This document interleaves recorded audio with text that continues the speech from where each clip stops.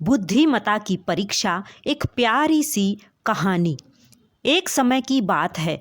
एक छोटे से गांव में आकाश नाम का एक युवक रहता था। आकाश एक बहुत ही बुद्धिमान और आत्मविश्वासी लड़का था, जो हमेशा अपनी क्षमताओं का प्रमाण देने की तलाश में रहता था। वह अपनी बुद्धिमानी पर बहुत गर्व करता था और उसे सब चीज़ों का ज्ञान है, इसके दावा भी करता था। एक दिन एक बुजुर्ग ने आकाश को उसके बुद्धिमानी का परिचय देने को कहा। बुजुर्ग ने कहा, मैं तुमसे 3 सवाल पूछूंगा और अगर तुम उन सवालों के जवाब नहीं दे पाए तो तुम्हें मेरे लिए एक काम करना होगा। आकाश ने चुनौती स्वीकार कर ली, यह सोचकर कि यह एक आसान जीत होगी।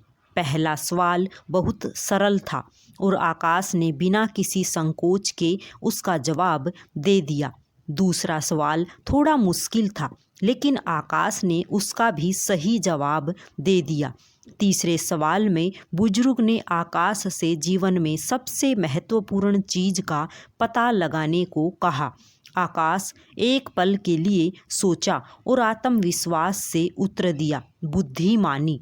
बुजुर्ग मुस्कुराया और कहा, नहीं आकाश, जीवन में सबसे महत्वपूर्ण चीज़ विनम्रता है। विनम्रता के बिना बुद्धिमानी कुछ नहीं होती। आकाश चौंक गया और उसे बुजुर्ग की बातें सही लगी। उसे समझ में आया कि वह अपनी क्षमताओं में बहुत अहंकारी हो गया था। उस दिन से आकाश ने संकल्प लिया कि वह दूसरों के प्रति अधिक विनम्र और सम्मानपूर्ण आचरण करेगा। उसने सीखा कि जीवन में बुद्धिमानी के अलावा भी अन्य चीज़ें महत्वपूर्ण होती हैं और सफलता बुद्धिमानी, मेहनत और विनम्रता को एक साथ प्रयोग करने से मिलती है।